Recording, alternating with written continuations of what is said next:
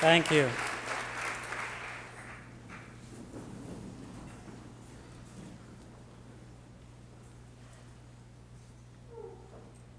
Dr. Jed Cohen, President of Carnegie Mellon University, members of the Board of Trustees, Dr. Pradeep, Dean of Faculty of Engineering, students, faculty and staff of Carnegie Mellon, members of the Pittsburgh community, distinguished ladies and gentlemen. Thank you, Dr. Cohen, for your kind introduction. It is a great pleasure to be here with you this evening.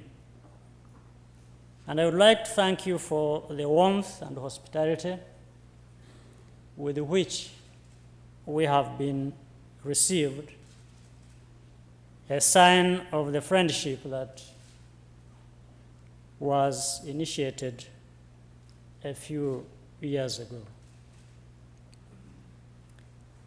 Indeed, this is an important occasion for us because the partnership between Carnegie Mellon University and the government of Rwanda has matured to see the start of the new campus in Rwanda, serving both our country and the region.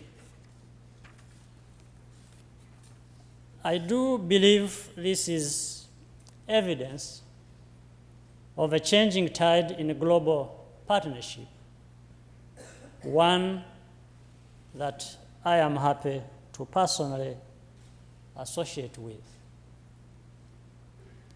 We know that despite decades of partnership between developed and developing nations, the world remains largely imbalanced in terms of socio-economic progress.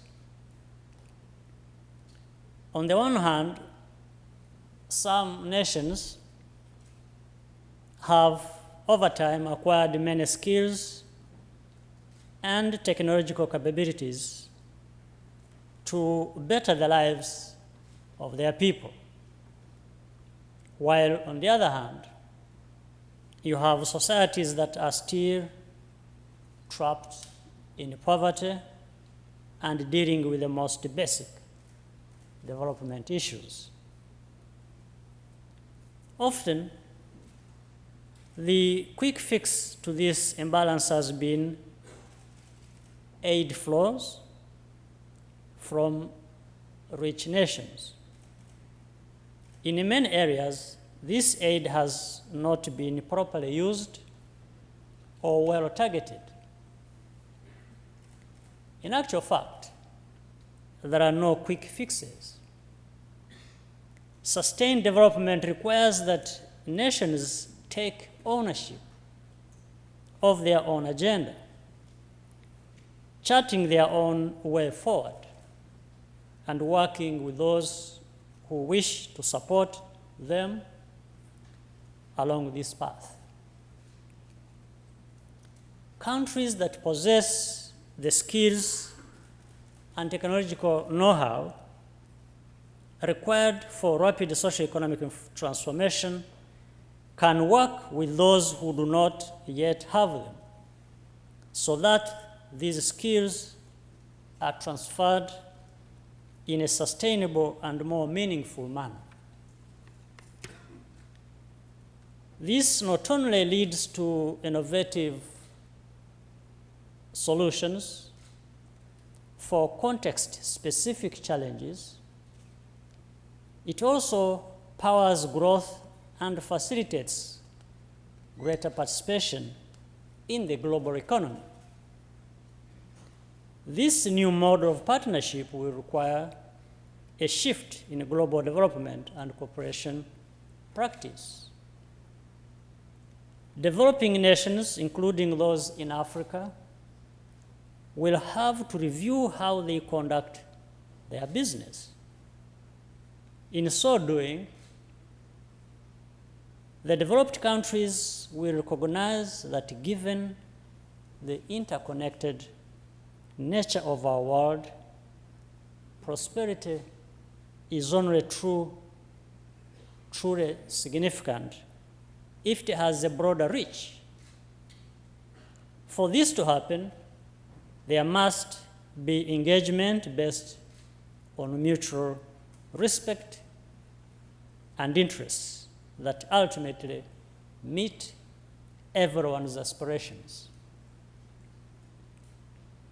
In terms of sustainable development, Rwanda has, among other things, established a solid foundation of scientific and technological knowledge as a priority.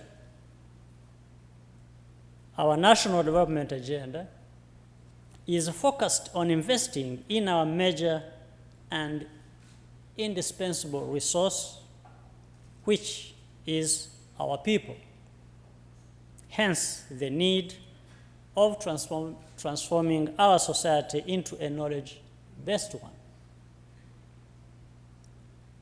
It is clear to us that technology is critical in supporting these objectives. We have put in place policies and strategies that support public and private institutions, both local and foreign, to provide a wide range of skills to our people. We have invested in communications infrastructure, such as high-capacity broadband networks that connect our education centers, healthcare facilities, and government institutions to each other and the rest of the world.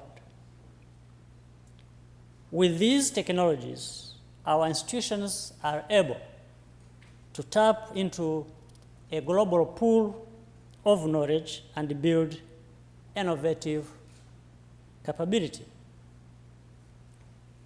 Distinguished audience, dear friends, the partnership we are witnessing here today testifies to this timely approach of matching skills with where they are most needed to address complex development challenges and change lives for the better.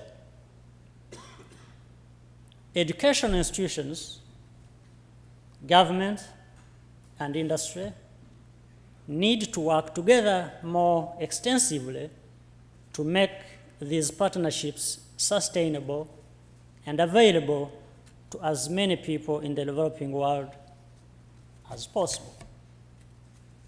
I'm glad that Rwanda has been able to partner with CMU with its proven technological capabilities and integrated approach to education and development.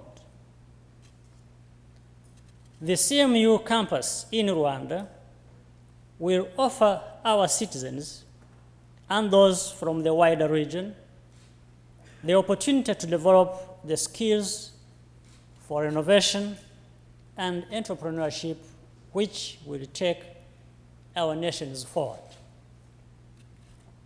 Additionally, the advantages of in-country training are most obvious because it will allow a greater number of students to afford and access a higher level of skills and knowledge, and the retention of well-trained professionals where they are needed most in our developing parts of the world. Before I conclude, let me thank those individuals from the side of Carnegie Mellon University and from our side, the government of Rwanda, who have worked so tirelessly in the past weeks, months, and a couple of years to bring this partnership to this level. Let me once again appreciate this collaboration between institutions of higher learning, government, and the private sector involved in such ventures. This is the way forward to have sustainable development, and we are happy to be on this journey with you here present and the entire community of this university and beyond. I thank you for your kind attention and look forward to discussing these issues further with you in the session to follow. Thank you very much.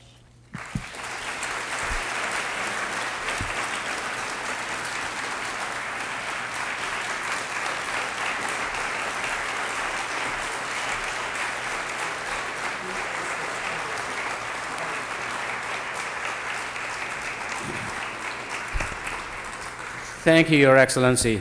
I'm once again reminded of how exciting your vision for the future is and how important this program is for Carnegie Mellon and for the people of Rwanda.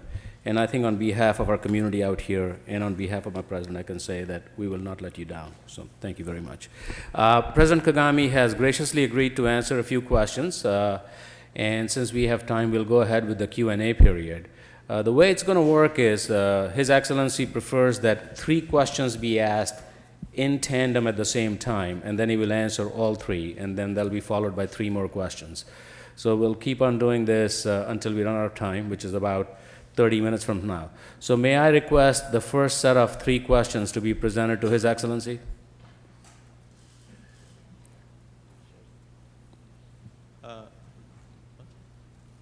Hi, my name is Dinesh Ipan. I'm a mechanical engineering student. I was wondering if President Kagame would tell us a little bit more about himself, like who influenced him as a child and how has Rwanda grown and developed in his eyes?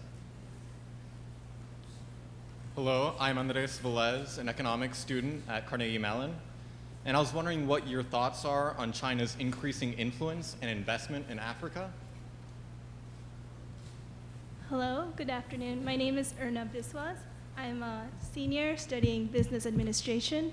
2 summers ago, I had the chance to go to Rwanda and collaborate with some of the schools in Rwanda, and I would like to ask, how do you envision a continued collaboration between students at CMU and students at CMU Rwanda?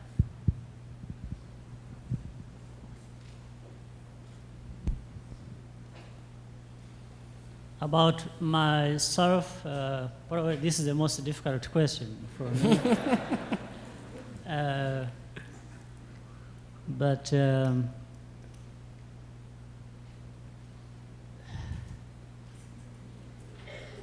I have a complicated background. Born in Rwanda in 1957.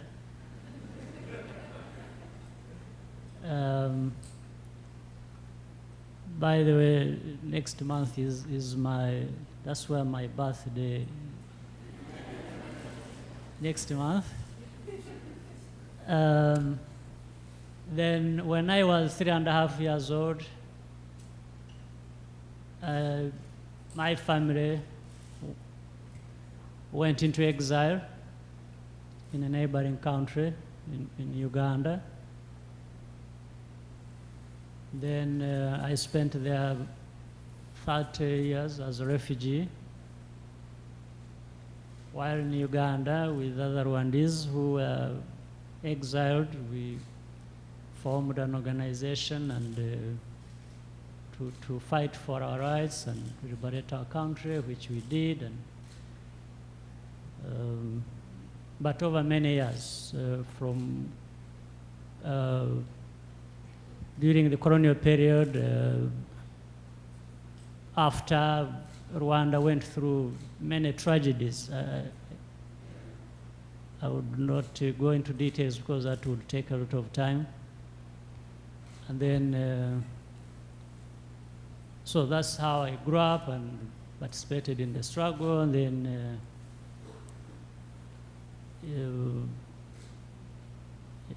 the tragic situation of 1994, the last one we witnessed, and the worst of them all. There had been genocides in Rwanda over decades, but this one was the worst. So we lost 1 million people, and so today we are trying to, we have managed to put pieces back together of what remained as a country, and we are building on the foundations we have laid in the last 17 years. So we are now making progress, and I happen to be there in the middle of it with many other Rwandans trying to work together among ourselves and the rest of the world to rebuild a nation, or build a new nation of Rwanda, which we are happy today has come to a point where we can partner with the university, the Carnegie Mellon University, and I'm happy to be one among those trying to make that partnership work for the country. So that's me. There is a lot more, but I cannot say it all for lack of the time. It would probably take more time than we have today. Now, on the second question of China, how I view it, well, China is emerging as a power in its own right. Probably many people here know its history more than I do, more than I know. Then we have seen it develop influence, capabilities of different kinds, including the technological capabilities that we are talking about today,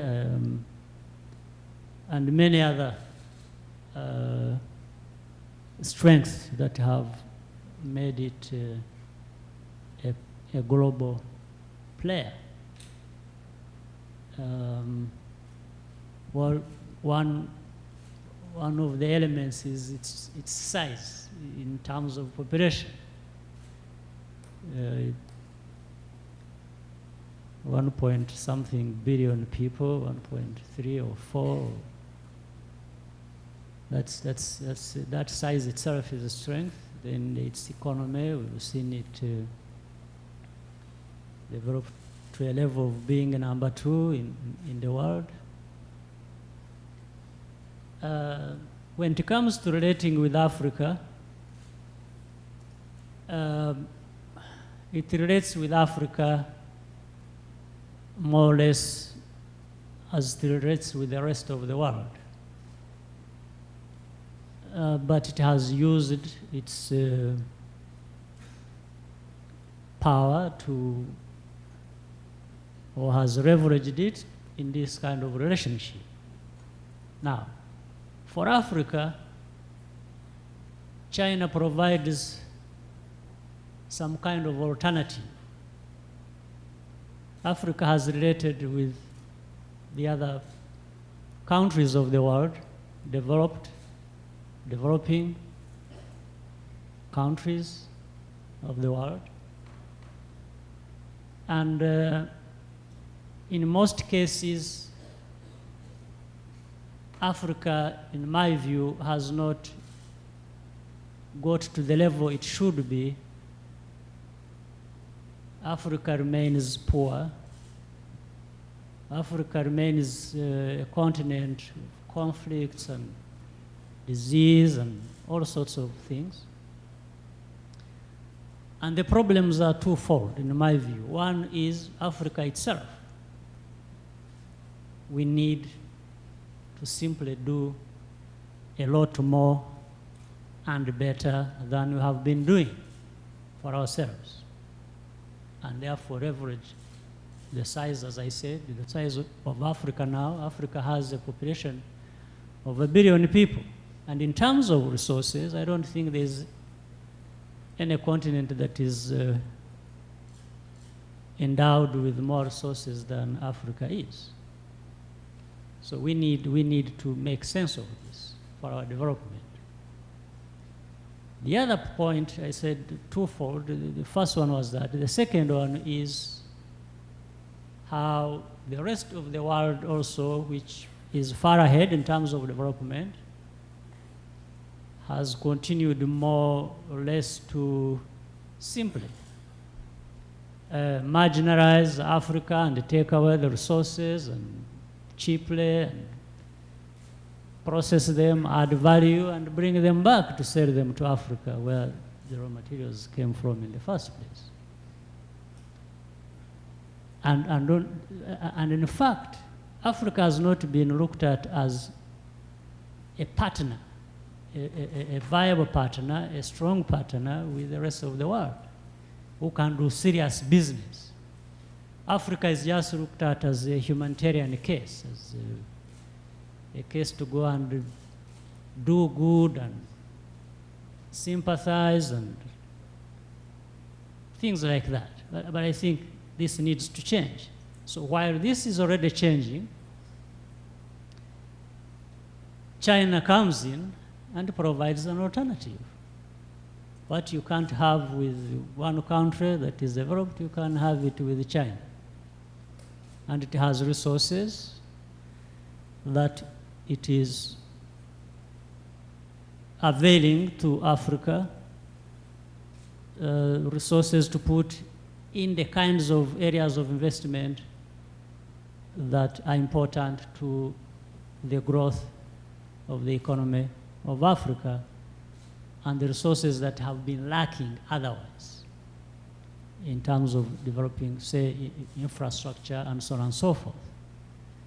So I would just zero it on saying it provides an alternative for Africa to be able to leverage its diverse resources to be able to be where we want to be. Third question. Then the last one was certainly I appreciate that many students of Carnegie Mellon University have visited Rwanda and have interacted with the different levels of our society, institutions, and we want more of the students to come, and we want to keep identifying the different areas where we can work together using the skills that many of you have, that all of you have, that from this university do visit our country. So we are just, this partnership that we have strengthened today opens up these possibilities and opportunities and the doors for Rwanda and students from this great institution to come and work with us. Thank you, Your Excellency. And also, Professor Bruce Krogh, who's going to be the president, you should contact him and he'll be happy to make the connections. Let's go to the second round of questions. Yes, sir. Hi, my name is Brandon Mittman. I'm a freshman studying civil and environmental engineering and engineering and public policy. My question is, what role will green technology and sustainable energy play in Rwanda as you hope to further expand the country's economy and infrastructure? My name is Apia Kusi Adumako from High School studying public policy and management. Your Excellency, this question might be too early to ask, but I just want to find out, what do you intend to do when you retire from politics in 2017? Number 3. Hi, my name is Amy Bithyani, and I'm also a Master's in Public Policy and Management student at Hines College and a member of the Project Rwanda team. And my question is, what specific steps are being taken to ensure that basic human development needs, such as youth access to education and clean water access, are being met in order to sustain such high-level educational progress?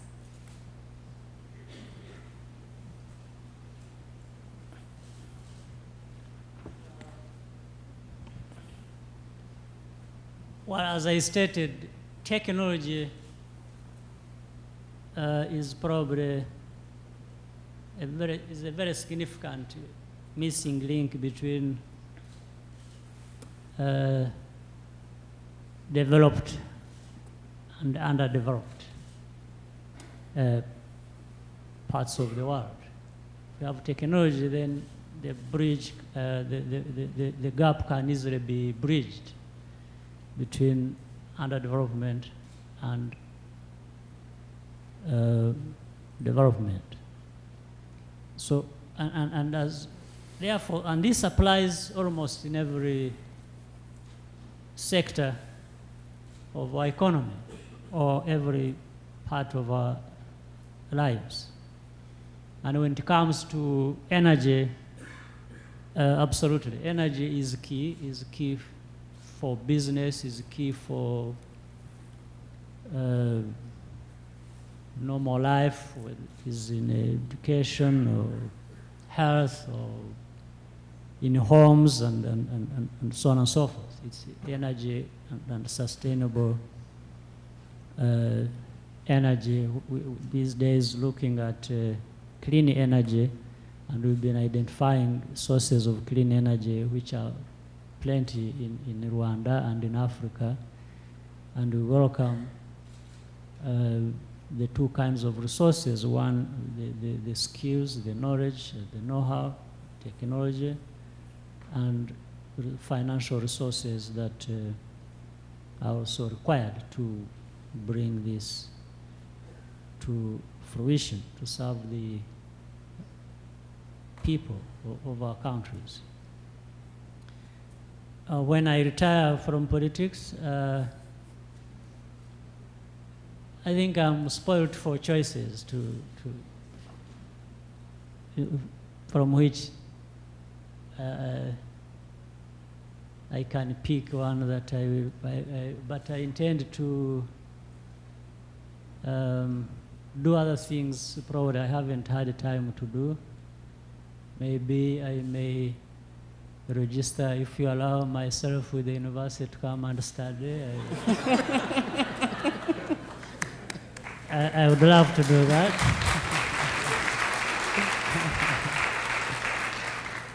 I would very much love to do that. I will keep around and still serve my country in partnership with those who will be taking over from me. I think I can still make a contribution out of the office. I can keep sharing with the people my experiences that have probably helped in addressing some of the problems we have faced together. Sit back at home and rest a bit and do farming and reading and writing memoirs about things I have experienced. So that's, I'm looking at all of this, but I think I want to still make the remaining part of my life out of the office very productive. So after 2017, if things remain fine, then I should still be in a good shape to do a number of things for myself and for my country. I'll continue to serve my country in a different capacity. Because even before I was president, I was serving my country. So during the time I'm serving as a president, I'm serving my country. I'm looking at a possibility, and it is there, certainly. There is life after being a president. I will still serve my country. Steps to access education and other things. We created a vision in our country, Vision 2020. We are looking at where we are going to be from 2000 and 2020. And we had a plan and strategies to achieve that plan. the plan that entails investing in our people, making sure that our people have good health and access education and training and can have skills and knowledge to grow themselves and grow the economy, and a number of other things that we have in that plan. And therefore, when we are talking about education, it's very much what we focus on as the way of investing in the other resource I was talking about. And 15% of our budget goes to education. It's a big chunk of it. And education and health take the biggest, and then we also invest in agriculture to make sure that we have food security for our people, and all of these definitely are served well by different other resources like water. So we have plenty of water in our country. We only need to know how to manage it well in combination with other resources. Land and water management and the environment, how we deal with the environment, are very key in sustainable development that we seek for ourselves. Thank you, Your Excellency. Let's go to a third set of questions, and I'm taking a little bit of liberty out here, but I assume Your Excellency is okay with me going to a third set of questions. Thank you, sir. Please. President Kagame, first, just wanted to welcome you to Pittsburgh. I am a native of Pittsburgh, so I'm so proud that you're here today. I'm currently getting my MBA at the Tepper School of Business, and so my question for you, I know that the Millennium Development Goals were a real landmark achievement in helping to focus the international community on certain development priorities, and I know that Rwanda has had more success than a lot of the other countries with the Millennium Development Goals. And so I was curious, in your view, what you think Rwanda has done differently and what some of the other countries could do to help meet those targets. Yes, sir. Hi, President Kagame. My name is Sudi Gumi, and I'm also a first-year MBA student at Tepper. I've had the privilege of visiting Rwanda and got to see firsthand the remarkable change that's been going on there. It was really hard to tell that a genocide just happened only 17 years ago. And in talking to people, no one could really pinpoint how the country and people have changed their mindset. So my question is, how have you led Rwanda to accomplish so much and have changed the country's mindset? And more importantly, how do you ensure that these changes are sustainable after you leave office? Yes, ma'am. Hi, I'm Jennifer Jirogi. I'm a doctoral student at the University of Pittsburgh. And I'd also like to thank you very much for coming, and I feel honored as well that you came to Pittsburgh. My question is, with the remarkable economic growth taking place right now in Rwanda, it seems that growth could be multiplied and further carried out in neighboring East African countries if more economic and technological collaboration were able to take place in the region. How are you and your government currently working and planning to work in the future to make such collaboration happen?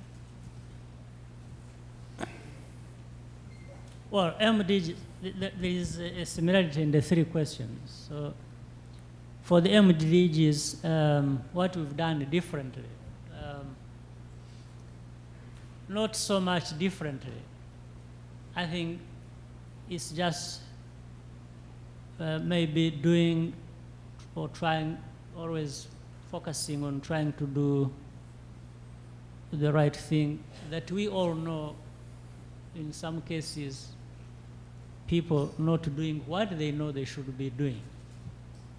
It's really more of that. I tell everyone here that I think for the success of our countries in meeting the Millennium Development Goals or other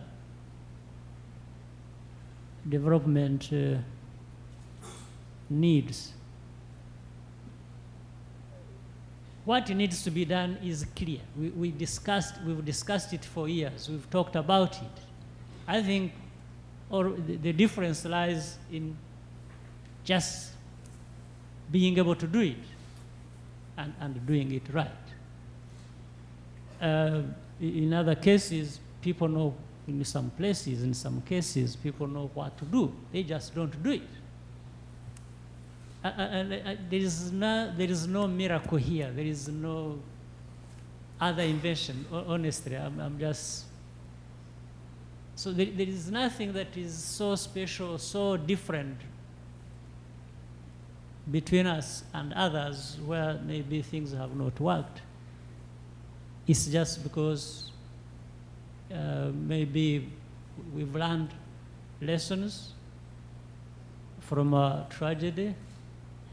We've learned the hard way, and we somehow the dark cloud came with a silver lining on it, where we emerged as better people, as people who now, having been hurt so badly, having sunk so low, maybe the only place to go was now up. And we started confronting the realities of our situation head on and just making some progress, being able to move on. So we've invested, we don't have, as somebody earlier pointed out, we don't have so much in terms of the natural resources talked about.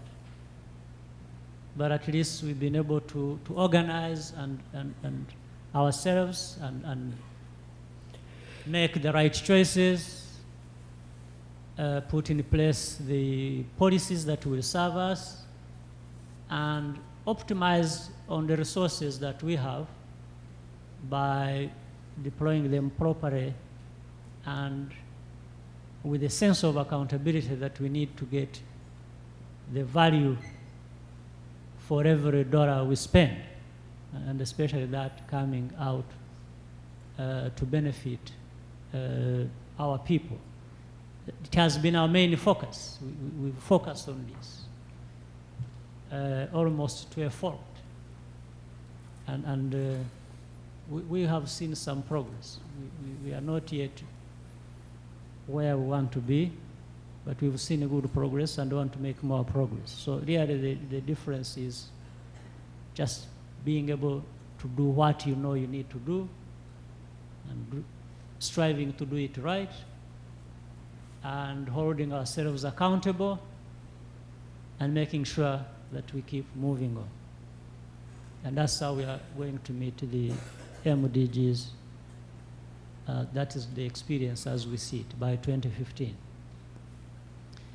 The mindset. This is another challenging issue. Now, really we've learned lessons. We've learned lessons from our history, and we decided to keep challenging ourselves. We discuss at every level in the country. We talk to our citizens. They talk to us. They ask questions. We ask questions. And some of the questions are like, for example, we ask ourselves, why did this that happened to us happen to us? This that happened to us in terms of genocide, political divisions that were there that made people hate each other, and you say, why? What was in it for all of us, other than the destruction that we have witnessed? So, can't we change our lives? Can't we?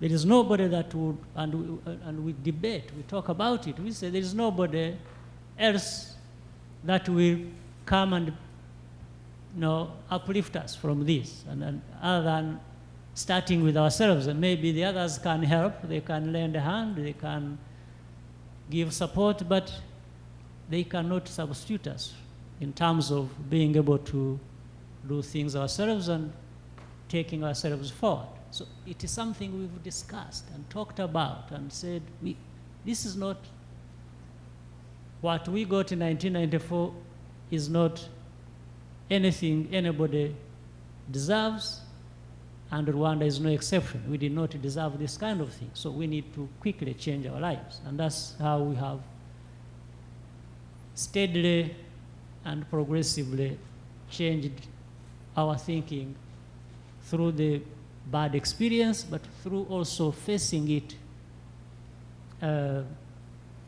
frankly and honestly, and looking in the eyes of the reality and ourselves and each other, and then saying we need to change our lives, we need to do it. And then we go ahead and do it. So now, we've seen progress after progress every year that has passed. We want to keep making progress. And the bigger question which you raised in this is ensuring sustainability. This is a very important question. We try to think about it in terms of building institutions so that the sustainability of progress and other things we've done in Rwanda do not depend on any individual. They do not depend on the president. They do not depend on the minister or some other individual, but rather on the institutions that we can leave behind and the thinking we can leave behind when our time comes to leave the stage, and then have continuity in terms of progress and serving our people. This is what we can humanly do. We try to do it.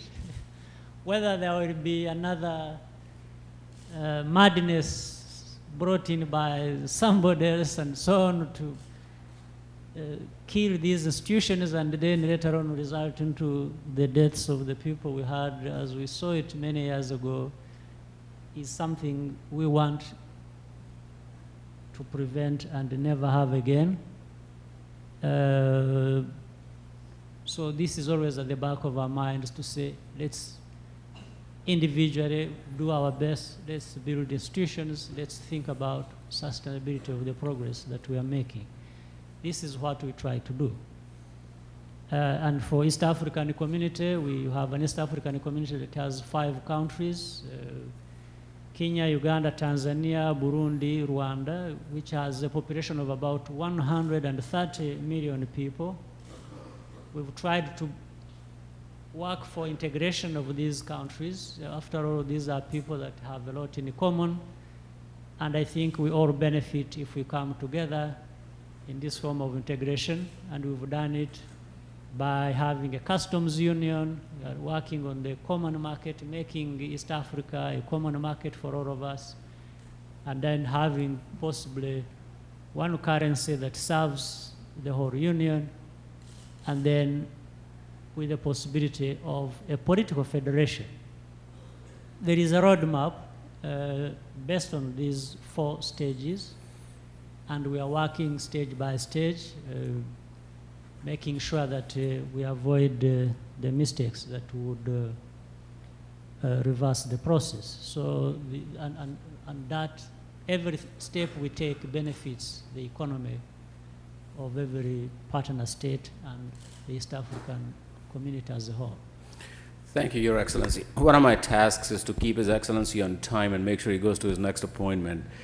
With that said, I failed my task by 30 seconds. I think I'll get an A-. Please join me once again in thanking His Excellency President Kagame.